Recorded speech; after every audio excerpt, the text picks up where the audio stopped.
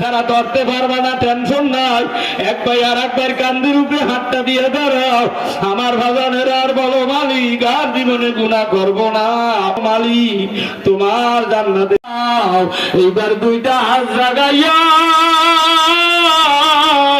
আমার কাবার মালিক আল্লাহর একটা জোরে আল্লাহ কইয়া ডাক দাও।